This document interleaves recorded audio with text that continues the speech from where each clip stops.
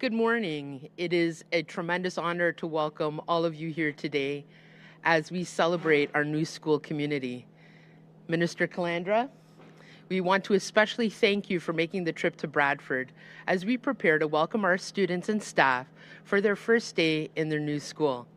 Your presence reflects the importance of investing in education, in our children, and in the future of our communities. Our school, St. Vincent de Paul, is much more than a new building. It represents possibility, opportunity, and a place where students will learn, grow, build relationships, and develop a strong sense of belonging. As principal, I am incredibly proud to be part of the team bringing this new school to life. We are building a community grounded in faith, in learning and belonging, and we are truly excited about the many years of memories and achievements that will take place here. The school belongs to our students, and we want them to dream big, to ask questions, make friends, and discover their gifts. The next few weeks will be a hub of activity as we prepare to welcome our students and staff on the first day of school. We know that the first day excitement will be even more special to the hundreds of students who will hold a special part of the St. Vincent de Paul history in their hearts and minds. Minister Calandra and all of our distinguished guests, we sincerely thank you for being here today to celebrate this historic occasion. And now I would like to turn the microphone over to the Honorable Paul Calandra to say a few words. Thank you so much. That's great. Thank you so much. It is very exciting to be here, and thank you, Principal. I know you and your team are very excited to welcome a brand new school here to the community. I know what a busy time of year this is for you all, so thank you for making the time for us. So good morning, everybody. It's great to be here as families in Bradford and across Ontario get ready for the start of another school year. Here in this community, more than 500 students, as the principal mentioned, will be starting the year in a brand new school. Our government has invested over $28 million to build St. Vincent de Paul Catholic Elementary School to make sure students in the growing community have the modern learning spaces that they need to succeed. Now, this is one of 3 projects in this school board. There's also a new Catholic elementary school in Tottenham and an expanded high school just south of here. It is part of a much bigger picture across the province. So this fall, 35 new and expanded schools are opening across Ontario, creating more than 18,000 new student spaces and more than 1,000 licensed childcare spaces. We've invested more than $1 billion to deliver the new and expanded schools for the students and families across the province. As Minister of Education, my focus is clear: putting student achievement first and giving every student the opportunity to succeed. This September, students and teachers will return to updated curriculum and new classroom resources and stronger supports. That includes new tools for student financial literacy and math, direct funding for elementary homeroom teachers to purchase classroom supplies, and clear expectations around attendance and assessment. We're delivering on our $30 billion plan to build and expand and renew schools across the province. But with those investments comes expectation that every dollar is used responsibly and the projects are delivered for students and families. That's why we've strengthened accountability and given the ministry stronger tools to step in to keep projects on track, ensure budgets are respected, and prevent delays that impact students and families. Because at the end of the day, whether we're talking about curriculum, classroom resources, or a new school like this one, it all comes back to the same goal: helping students succeed.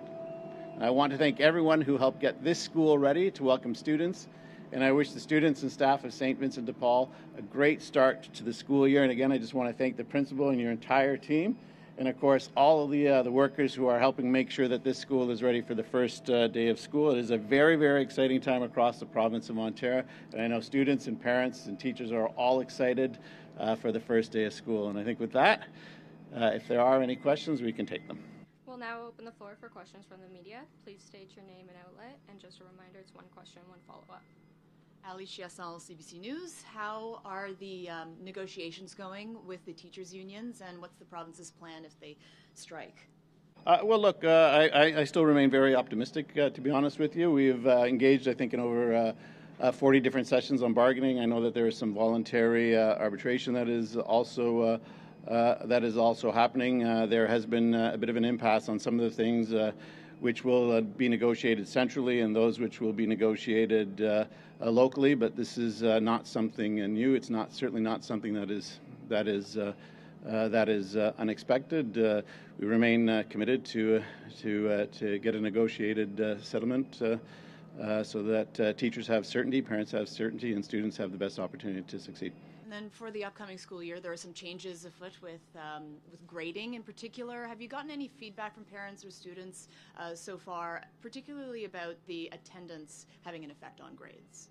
Yeah, look, we've gotten a lot of feedback in advance of the announcement. If I'm being honest, a lot of teachers, I've said this on a number of occasions, a lot of high school teachers in particular said, look, you got to give us the tools to have better control of our classroom. You got to give us opportunities to ensure that students know the curriculum. That's why we're making sure that there's mandatory exams, but participation and attendance are vital components of success, not only in the education system, but in future success.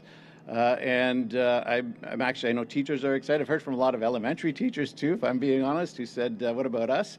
We'll take a look at that in the future, but I'm excited by the opportunities. And look, I've heard from a lot of parents who say it's about time. Thank you. A lot of teachers are saying the same thing.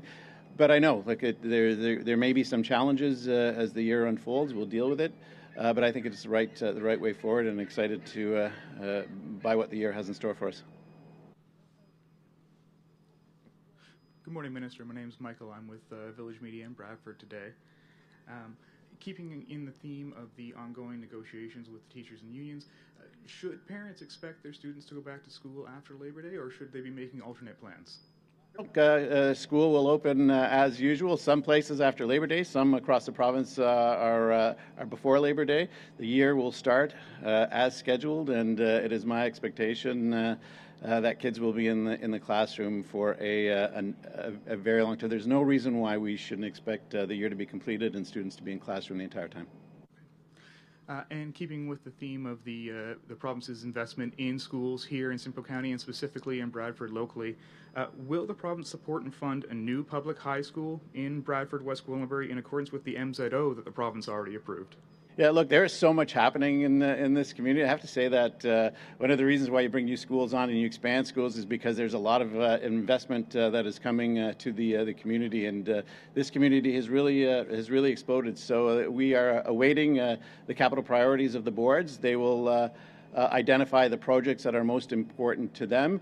And we will respond to that. But there is no doubt, as you're seeing not only with this announcement and the others that I highlighted, this is a growing community. There's a lot of people that want to be here, a lot of businesses and investment that is happening here.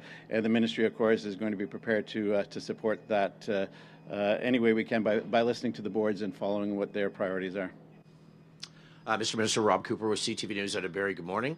Update on Grey Bruce. There's a situation there where school buses are a bit of a concern. There's about 16,000 students who don't know if they're going on a bus to school. Can you give us the latest on the negotiations to get a deal done there, please? Sure, yeah. I know the consortium are still negotiating with the operators in the area. Just to be clear, they had a 5-year agreement with an option to renew for an additional 3 years. This is in the 3-year phase.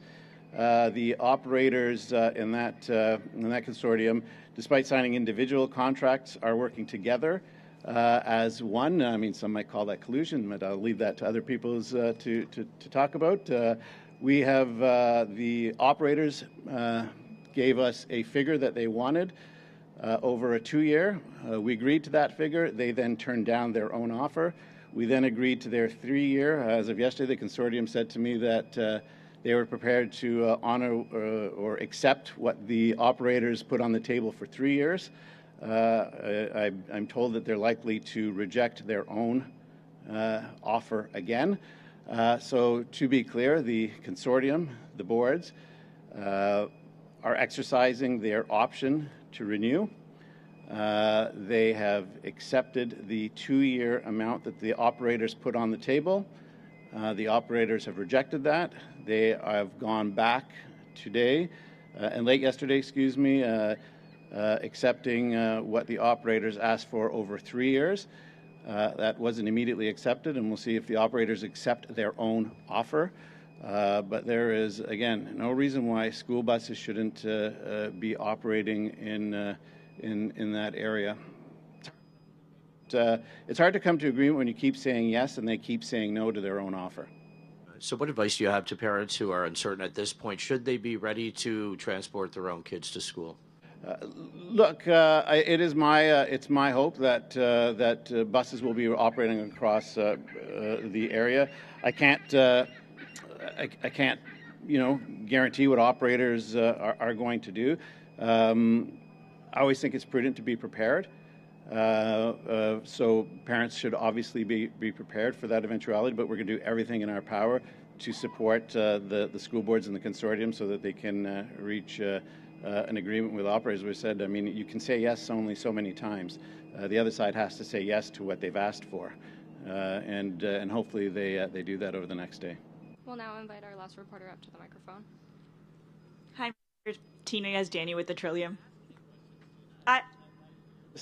No, of course I'm going to ask. On the teacher contract talks, why has your government decided to move some issues that were traditionally negotiated at the local table to the central table and make this a sticking point that has now caused these delays in the talks? Look, there's a lot of work that has to be done on teacher negotiations. This isn't something that is unique. Every time we negotiate with teachers, there are a number of points with the teacher unions. There are a number of points that we don't agree on and that find their way to the Ontario Labour Relations Board and cause a delay. This is not new. Absolutely, this is certainly not new. We've seen this over many years, right? September comes around, the contract, I know a lot of people say there's not a contract. There is a contract that is in place. The contract that is there today will be honored through the next school year. We will negotiate with teachers. We want to ensure that teachers across the province have the best opportunity, educators, it's not just teachers, anybody involved in the education system have the best opportunity province-wide to deliver the best quality of education for students.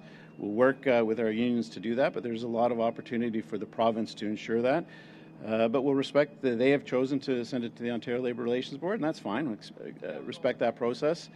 And we'll see how it goes over the next number of weeks and months, but I'm optimistic that we can come to an agreement together. The unions say that they're willing to be at the table to negotiate on the issues that aren't before the Labour Board, more substantive issues like wages and class sizes, but that your government is unwilling to do so. How come? Well, look, you can't negotiate. I mean, you wouldn't put a puzzle together with half of the pieces in another box, right?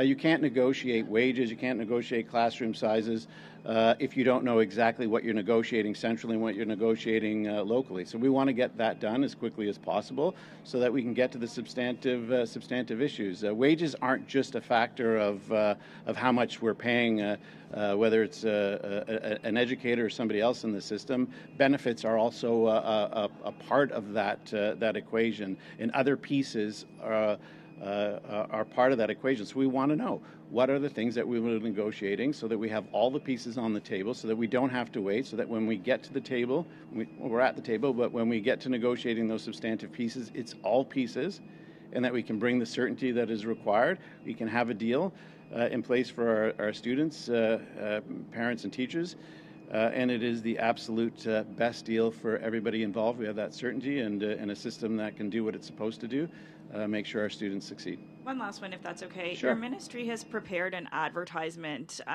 taking aim at teachers' unions. Why did you decide to pour public money into these ads as opposed to focusing on reaching a deal at the table? Yeah, let me say this. I know you've been covering Queen's Park for quite a while. So I've been a minister, I guess, now for 7 years, and I've had multiple portfolios. And hopefully you'd agree that I know my files, I know my portfolios, I read them, I know every aspect of it, and that I think you would hopefully agree that I'm a minister who is always prepared for every eventuality. It is my intention to be prepared for every single eventuality. The unions to this point have been advertising for months, for well over a year. They have outlined the things that they intend to do to let people know what their position is at the bargaining table over the next number of months. They will outspend the province, but that's their right to do so.